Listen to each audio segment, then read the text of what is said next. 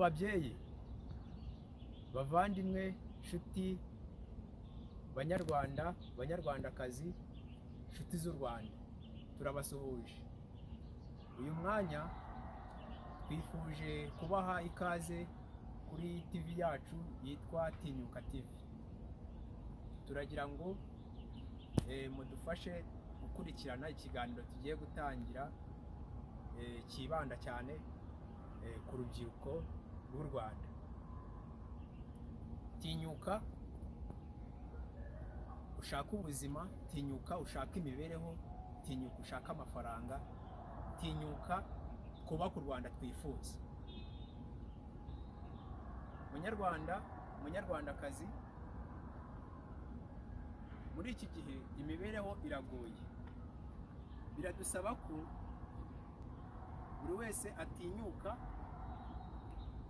tukihangira imirimo duhereye kuri duke, nongere mbisubiremo, duke tubasha kubona. Mu by'ukuri leta yacu iradushishikariza kwihangira imirimo ku banyarwanda bose, cyane cyane urubyiruko. Urubyiruko imbaraga z'igihugu zubaka kandi vuba.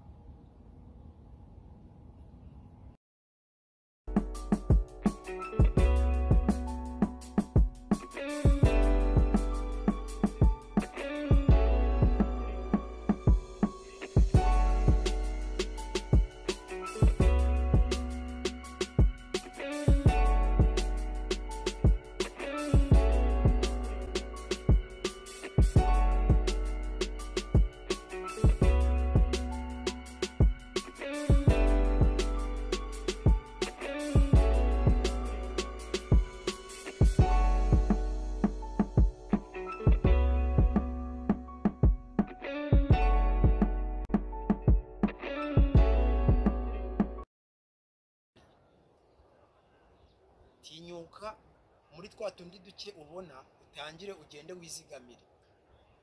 Genda wizigamira.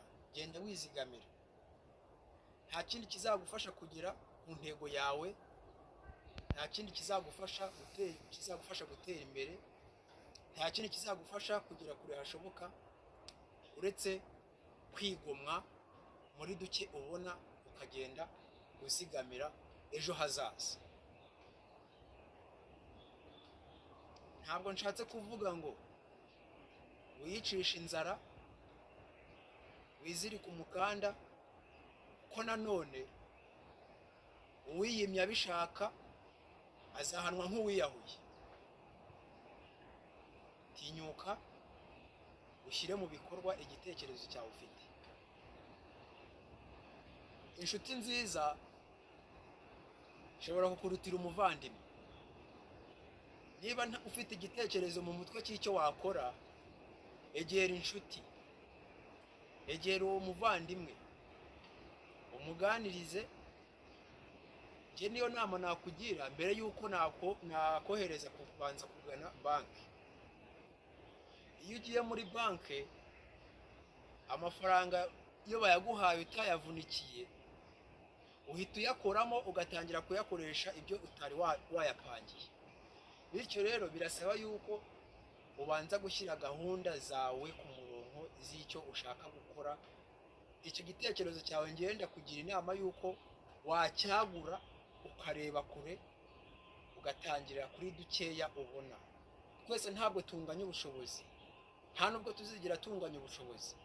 Uko izi ntoki zanjye zitareshya niko n'abantu badashobora kuzareshya. Uyu munsi hari umuntu wabuze n'igiceri cy'ijana, hari umuntu udafite n'igihumbi, hari umuntu udafite n'ibyo bitanu, hari umuntu udafite n'iby'icumi. Ariko ufite telefone, kandi telefone irya amafaranga ndetse utanakoreye. Amafaranga ajya muri telefone ntabwo ajya abura. Ariko ndakubwiza ukuri, wigomwe nk'amezi 2 niba wakoreshaga telefone uhamagara buri munsi, ukigomwa nk'amezi 2 ukajya nibura uhamagara muri rimwe, ugasevinga twa dufaranga ukatwizigamira. Wazahera ku rukwavu ntabwo rugura amafaranga menshi. Wahera ku nkoko, inkoko ejo igatera hakagira izindi nkoko ziyikomokaho. Wahera ku kantu gato cyane gashoboka, noneho ka kandi watinyutse wahereyeho akazagenda gakura buhoro buhoro uko iminsi igenda yicuma. Ejo n'ejo bundi ugasanga inkoko igeze ku ngurube, inkoko igeze ku ihene, inkoko igeze ku ntama. Uko iminsi igenda ikomeza kugenda izamuka gahoro gahoro, ugasanga ingurube igeze ku nka, inka ejo ikaba igeze ku kibanza, ku nzu, ukubaka ugatera imbere nk'abandi. Mu by'ukuri ndagira ngo mbagire inama nk'urubyiruko, simbabwira mwenyine, ndababwira nanjye nibwira, kuko abagiye inama Imana irabasanga.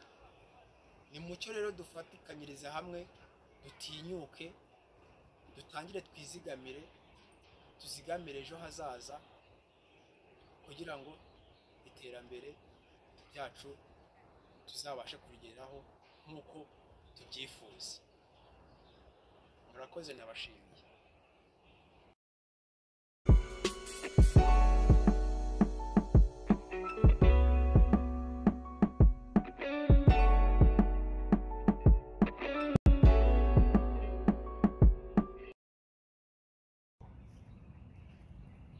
Kora icyo ukunze kandi ukunde icyo ukora. Turabashimiye kuba mwabashije kudukurikirana kuri aka kanya gatoya, kandi turabinginga cyane tubasaba kugira ngo mukore subscribe, ukore like, ubikunde, ukore share, ubisangiza abandi, kandi kuri subscribe ntiwibagirwe gukanda ku kazogera kari ku ruhande ka notification